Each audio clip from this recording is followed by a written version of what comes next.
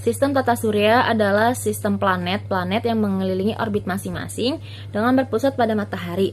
Tata surya itu sendiri terletak di bagian terluar dari galaksi Bima Sakti yang disebut dengan lengan Orion. Lengan Orion sendiri berada di daerah dengan kerapatan yang relatif rendah. Teori pertama itu ada teori nebula. Teori nebula adalah teori yang menerangkan bahwa matahari tercipta dari gas dan kabut panas yang berputar secara terus-menerus hingga terjadi pemadatan. Dan dari pemadatan tersebut terciptalah planet-planet lain. Berikutnya itu ada teori planetesimal. Dalam teori ini menerangkan bahwa matahari itu sudah ada sebelum planet-planet lainnya tercipta. Planet lain tercipta karena adanya bintang besar lainnya sebesar matahari mendekat yang menyebabkan material dari matahari tersebut terlempar keluar dan menciptakan planet-planet yang baru. Saya Kiko, di sini saya akan melanjutkan bahasan yang dibahas oleh Nisrina, yaitu teori terbentuknya tata surya. Di sini saya akan menjelaskan 3 teori. Yang pertama ada teori pasang surut gas, yang kedua ada teori bintang kembar, dan yang terakhir ada teori awan debu. Teori yang pertama yang akan saya jelaskan adalah teori pasang surut gas yang dikemukakan oleh Sir James Jeans dan juga Harold Jeffreys. Mereka berpendapat bahwa sebuah bintang yang besarnya itu hampir sama dengan matahari itu melintas tidak jauh dari matahari. Dan akhirnya terjadilah pasang pada matahari. Dan pasang tersebut berupa cerutu yang sangat besar yang mengelilingi matahari. Dan akhirnya pasang tersebut pecah menjadi bagian-bagian kecil. Dan bagian-bagian kecil tersebut adalah bagian yang membentuk planet-planet. Teori yang kedua adalah teori bintang kembar yang dikemukakan oleh Littleton. Littleton mengatakan bahwa matahari adalah 2 bintang kembar yang saling mengelilingi, dan ada sebuah bintang lain yang melintas melewati 2 bintang tersebut dan akhirnya menabrak salah satu dari 2 bintang tersebut, dan akhirnya bintang itu pecah menjadi bagian-bagian yang kecil, dan bagian kecil tersebut berputar lalu mendingin dan akhirnya terbentuk menjadi sebuah planet. Dan planet-planet tersebut akhirnya mengelilingi suatu bintang yang bintang tersebut sekarang menjadi matahari.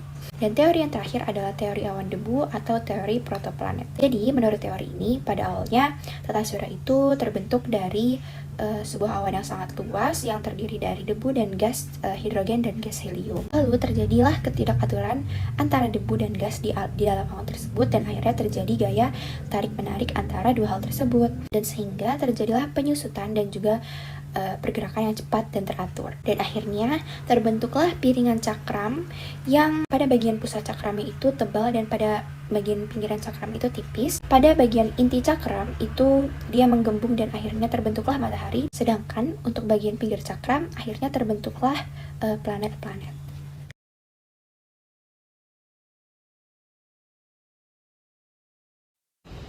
Selanjutnya saya akan melanjutkan untuk menjelaskan tentang teori bentang alam yang dikemukakan oleh Schum. Teori Schum didasarkan pada model erosi episodik. Schum menyatakan bahwa pengundulan tidak terjadi secara bertahap dan berkelanjutan, melainkan bersifat episodik. Sejarah geomorfik perkembangan lanskap menurut Schum adalah mencakup banyak periode erosi yang cepat dan pengendapan. Periode erosi yang cepat diikuti dengan periode pengendapan yang lama. Terdapat pengulangan periode erosi dan pengendapan sehingga terdapat kompleksitas dalam evolusi dan perkembangan bentang alam. Schum pun mengatakan bahwa kompleksitas lanskap dapat dijelaskan melalui 2 konsep geomorfik. Yang pertama adalah konsep ambang batas geomorfik dan yang kedua adalah konsep respon kompleks. Menjelaskan kedua konsep ini, Profesor Savindra Singh menuliskan bahwa konsep ambang batas geomorfik menunjukkan bahwa perubahan mungkin terjadi pada sistem fluvial. Namun, perubahan ini tidak disebabkan oleh faktor eksternal seperti pengangkatan isostatik, namun dipengaruhi oleh kontrol geomorfik yang melekat pada sistem fluvial yang terkikis. Jadi, kesimpulannya adalah, apakah itu bentang alam? Bentang alam adalah suatu unit geomorfologis yang dikategorikan berdasarkan karakteristik seperti elevasi, pelandaian, orientasi, stratifikasi, paparan batuan, dan jenis tanah. Jenis-jenis bentang alam adalah antara lain bukit, lembah, tanjung, dan lain-lain. Sedangkan samudra dan benua adalah contoh jenis bentang alam yang tertinggi. Selain teori yang sudah dipaparkan oleh Hasna, ada beberapa teori lain yang menjelaskan tentang perkembangan teori bentang alam yang terkait dengan terbentuknya permukaan bumi. Yang pertama ada teori Davis. Menurut Davis, siklus geografis adalah periode waktu di mana daratan yang terangkat mengalami perubahan oleh proses patahan tanah yang akhirnya menjadi dataran rendah atau peneplain. Teori Davis merupakan hasil dari serangkaian teori dan model yang disajikan oleh Davis sendiri selama 1880 sampai 1890. Yang kedua ada teori G.T. Hegg. Menurut Hegg, sistem geomorfik adalah terbuka, dan selama energi tetap konstan dalam sistem geomorfik, landscape tetap dalam kondisi mapan meskipun terjadi penurunan oleh proses denudasional. Yang terakhir ada teori Gilbert.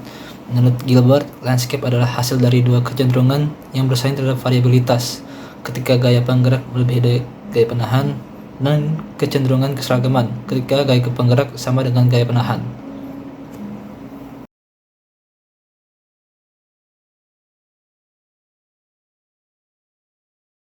Oke, jadi di sini saya ingin menjelaskan tentang gaya pembentuk bumi.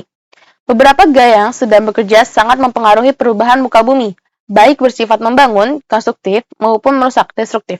Gaya-gaya tersebut dapat berasal dari dalam bumi maupun luar bumi.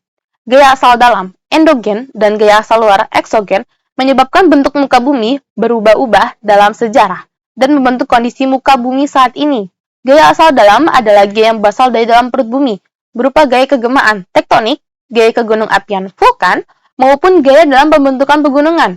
Sedangkan gaya-gaya yang mempengaruhi muka bumi yang berasal dan berada di atas permukaan bumi berupa biosfer, atmosfer, dan hidrosfer adalah gaya asal luar. Gaya eksogen adalah pembentuk permukaan bumi yang berasal dari luar bumi. Tenaga eksogen bersumber dari tenaga yang berada di atas permukaan bumi, bukan dari dalam bumi. Gaya eksogen menghasilkan berbagai bentang alam yang terdapat di permukaan bumi sekarang. Gaya ini mengakibatkan perusakan atau perombakan muka bumi melalui proses pelapukan, erosi, tanah longsor, dan sebagainya. Topografi pada permukaan bumi beragam adalah hasil dari proses endogenik. Gaya ini yang mengakibatkan perubahan muka bumi melalui 3 proses. Pertama, orogenesa adalah pergerakan lempeng tektonis yang sangat cepat dan meliputi wilayah yang sempit. Tektonik orogenesa biasanya disertai proses lipatan dan pelengkungan yang terjadi karena adanya tekanan pada arah mendatar pada lapisan batuan yang lentur. Lipatan terbentuk dari 2 bentuk dasar, yaitu sinklinal dan antiklinal. Kedua, vulkanisme. Fenomena meletusnya batuan cair atau magma ke permukaan bumi atau planet atau bulan berpermukaan padat di mana lava, piroklastik, dan gas vulkanik meletus melalui celah di permukaan yang disebut ventilasi. Ketiga, tektonika. Tektonika adalah salah satu cabang ilmu geologi yang berhubungan dengan arsitektur yang luas dari bagian luar bumi, yaitu ketampakan kumpulan struktur dan deformasi. Mempelajari hubungan antar deformasi, asal-usul, dan evolusinya. Proses pergerakan atau pergeseran pada kerak bumi berupa tumbukan, pemekaran, dan perpapasan yang menimbulkan perubahan muka bumi dan terjadinya berbagai fenomena geologi seperti gunung api, gempa bumi, dan tsunami. Baik, saya di sini akan melanjutkan materi apa yang lebih dahulu dijelaskan oleh teman saya, yaitu Lona Mabel. Ada gaya angin, yaitu gaya yang bekerja di permukaan bumi yang disebabkan oleh tenaga angin. Kemudian ada gaya air, yaitu gaya yang bekerja terhadap permukaan bumi yang disebabkan oleh air. Kemudian ada gaya es atau salju yang disebabkan oleh es atau salju sendiri. Kemudian ada erosi, yaitu proses pengikisan permukaan bumi oleh tenaga luar seperti air, es, dan angin. Kemudian ada abrasi, yaitu proses alam yang berupa pengikisan tanah di daerah pesisir pantai yang disebabkan oleh ombak dan arus laut yang sifatnya itu merusak. Kemudian apa sih kita ketahui tentang bumi? Bumi itu merupakan planet yang memiliki tanda-tanda kehidupan di dalamnya. Namun proses pembentukan bumi merupakan suatu peristiwa besar yang terjadi selama ribuan tahun atau bahkan miliaran tahun yang lalu. Hal tersebut menjadi masalah tersendiri sehingga muncullah banyak perdebatan nih terkait teori pembentukan bumi. Sebab awal mula pembentukan bumi tidak dapat diamati secara langsung maupun diuji oleh para ahli. Jadi itu bumi merupakan bola pijar yang lama-kelamaan mengalami pendinginan Ketika dingin, material yang memiliki massa jenis lebih besar tuh tenggelam sebagai inti bumi, dan massa jenis yang lebih ringan itu sebagai kerak bumi. Terus proses tenggelamnya material berat dan terapungnya material ringan disebut itu isostasi, yaitu konsep bahwa semua elemen dalam suatu sistem berada dalam keseimbangan hidrodinamik. Pendinginan juga menyebabkan kontraksi. Tekanan yang dihasilkan oleh kontraksi menyebabkan beberapa bagian kerak melengkung ke atas dan membentuk gunung. Bagian lain dari kerak itu yaitu melengkung ke bawah menciptakan cekukan samudra. Selanjutnya ada gaya yang bekerja beserta contohnya, yaitu ledakan, contohnya gunung erupsi; pendinginan, contohnya pembentukan kerak bumi; tumbukan, gesekan, tabrakan, contohnya pergerakan lempeng; pemanasan, contohnya proses penguapan membentuk atmosfer; rotasi, contohnya efek Coriolis untuk aliran sungai, arus, dan arah angin; sentripetal, yaitu gaya yang arahnya melaju titik pusat lintasan melingkar; sentrifugal, yaitu gaya yang arahnya menjauhi titik pusat lintasan melingkar; tidal, yaitu pasang surut laut; gaya gravitasi, yaitu menentukan aliran sungai dari hulu ke hilir.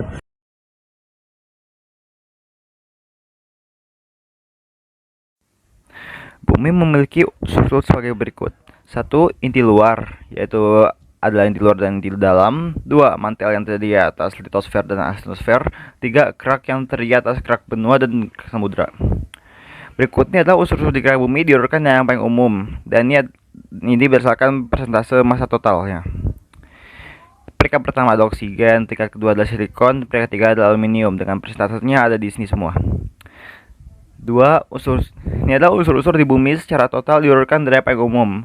Perbedaannya adalah dari yang kerak adalah besi yang kebanyakan berada di inti bumi, itu yang paling umum. Posisi kedua adalah oksigen. Berikutnya adalah unsur-unsur di tata surya diurutkan dari yang paling umum. Peringkat pertama adalah hidrogen, peringkat kedua adalah helium, peringkat ketiga oksigen, peringkat keempat karbon. Berikutnya adalah unsur-unsur di matahari diurutkan yang paling umum. Urutannya sama dengan yang di tata surya secara umum, tapi persentasenya lebih menjorok ke hidrogen dan heliumnya ya. Oke, unsur-unsur bentuk planet-planet dalam surya kurang lebih seperti bumi, dengan perbedaan komposisi antara bumi dan ketiga planet dalam berkisar beberapa persen saja. Perbedaan signifikan terjadi di atmosfer planet tersebut, dengan Venus memiliki atmosfer yang sangat tebal dan Mars memiliki atmosfer yang sangat tipis dibandingkan dengan bumi, dan dengan kedua planet tersebut memiliki kandungan CO2 sebesar 96% dan 95%. Bumi kalau nggak salah yang memiliki kayak 0,5% atmosfernya. Merkurius tidak memiliki atmosfer sama sekali. Jupiter merupakan planet terbesar di atas surya dengan massa sebesar 318 kali massa bumi. Persentase komposisi bentuk Jupiter kurang lebih sama dengan matahari, dengan pembentuk utama Jupiter adalah hidrogen dengan 76% dan helium dengan 24%. Seterusnya pun diperkirakan memiliki persentase komposisi yang sama seperti Jupiter. Uranus dan Neptunus, karena jarak yang jauh dari matahari, terdiri atas unsur yang lebih berat dari hidrogen dan helium dan jumlah yang besar, seperti oksigen, nitrogen, karbon, dan unsur berat lainnya.